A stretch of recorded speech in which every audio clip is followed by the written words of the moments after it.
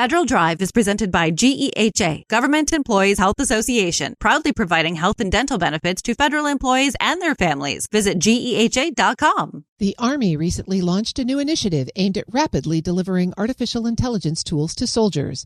Dubbed Project ARIA, short for Army Rapid Implementation of Artificial Intelligence, the effort will initially focus on 3 areas: automating the Army's planning, programming, budgeting, and execution, or PPBE process, building a model armory, and improving supply chain management.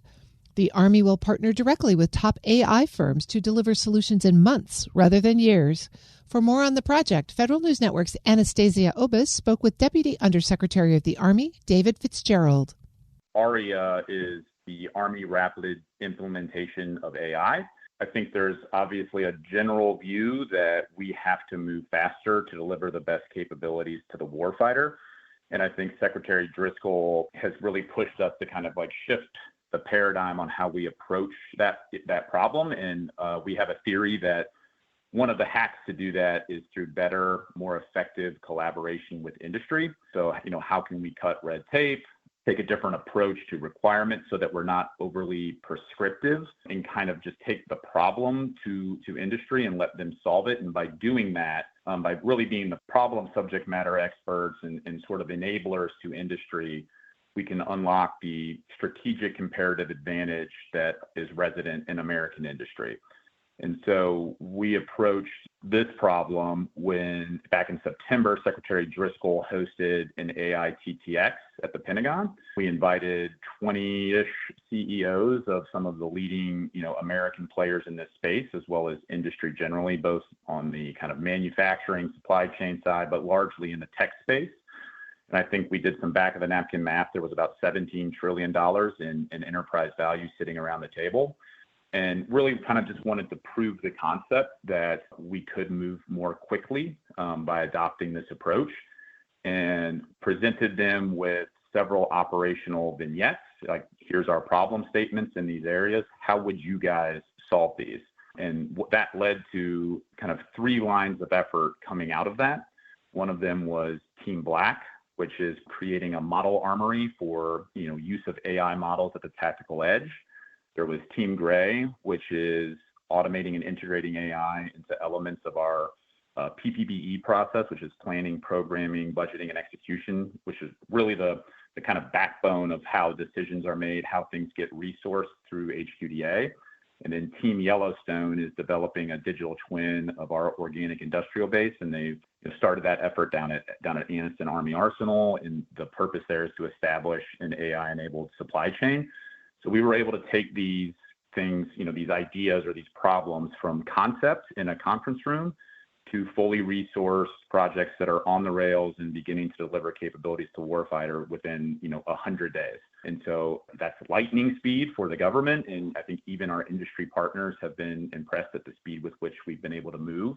But really the credit here goes to our industry partners for their willingness to kind of answer the call, and then, dedicate a lot of time and resources to, lending us their expertise on how to solve these problems. And then the remainder of the credit goes to the trail bosses, or the kind of the Army side leaders of each of those lines of effort. Dr. Jason Miller led Team Black, Colonel Patrick Workman led Team Gray, and then Colonel Matt Alexander led Team Yellowstone. So that's sort of the high level background.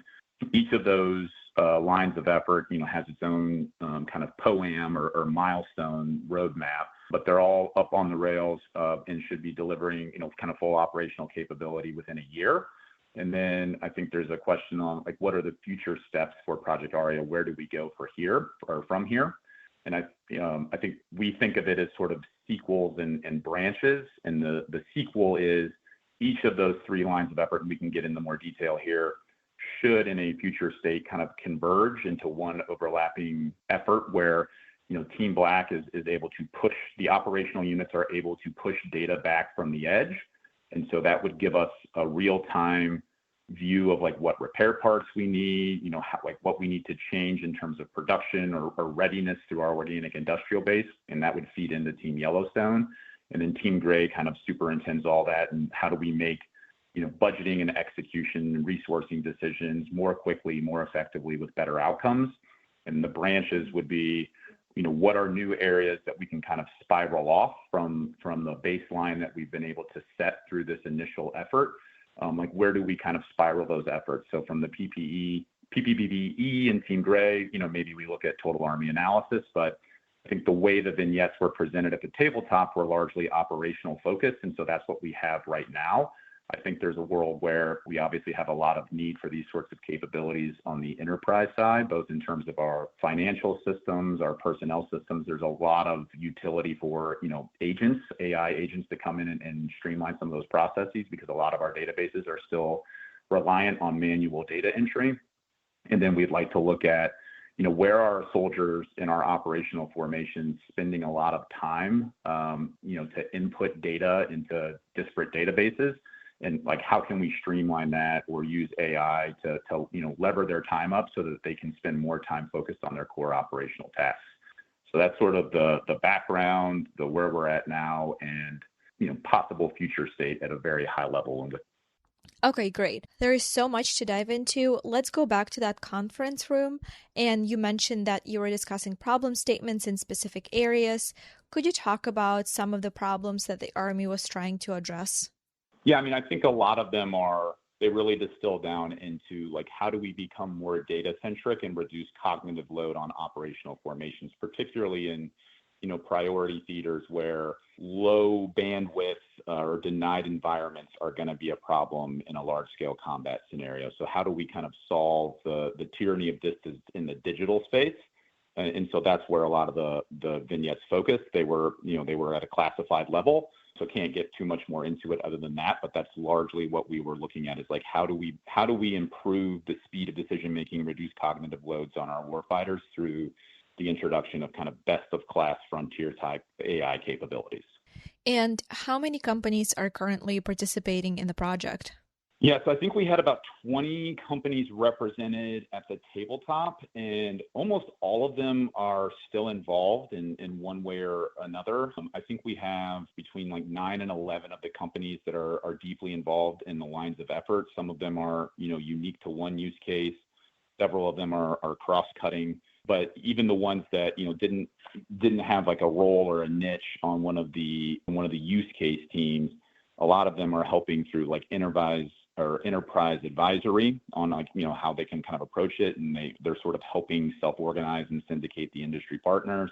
And then there's even things that, are sort of tangential to the overall effort. Like I said, we had a lot of manufacturing and supply chain companies in there. They're looking at like, how can we better partner together to, digitize our inventory, approach contested logistics better, advanced manufacturing. Like these have given rise to sort of related efforts like we're getting at through our strategic capital initiative. And then even things just like contracting, like how do these large scale enterprises do commercial contracting on their side? What lessons can we learn? What tools can we pull?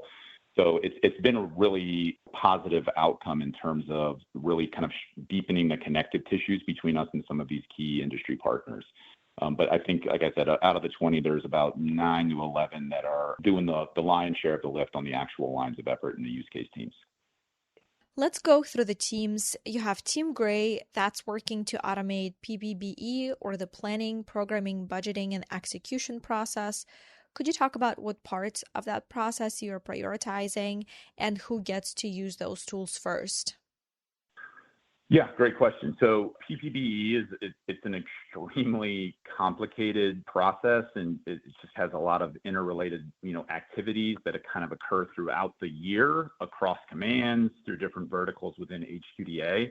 And so we're taking other steps to kind of re-examine that process from top to bottom. But our approach here in ARIA was to seek or to identify the elements of the PPBE process that AI, like we're most shovel ready for AI to come in and benefit and help posture us for future capability integration. So one of the big lessons was, our data, the state of our data. We still have a lot of disparate business systems that don't talk to each other, databases kind of all over the place that low veracity because they're largely dependent on manual data entry. They're not really harmonized or easily joined.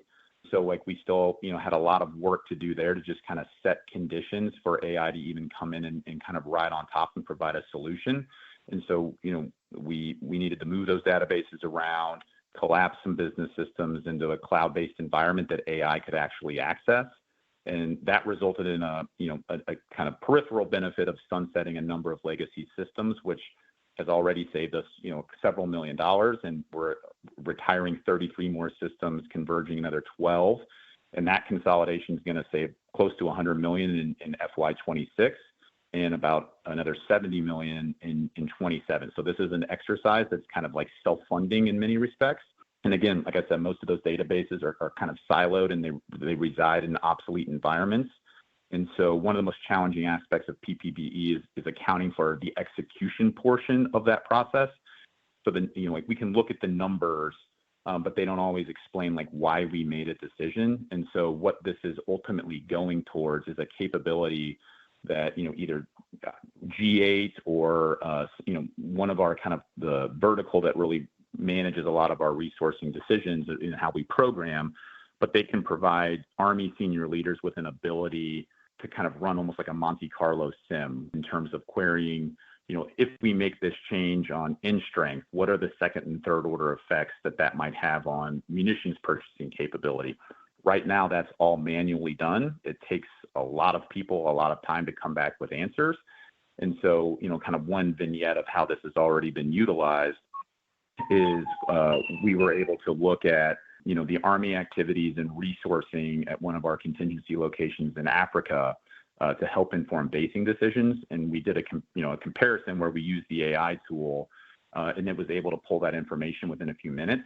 By comparison, it took the same question about, we gave that, took 3 resource managers about 2 weeks to pull the same information.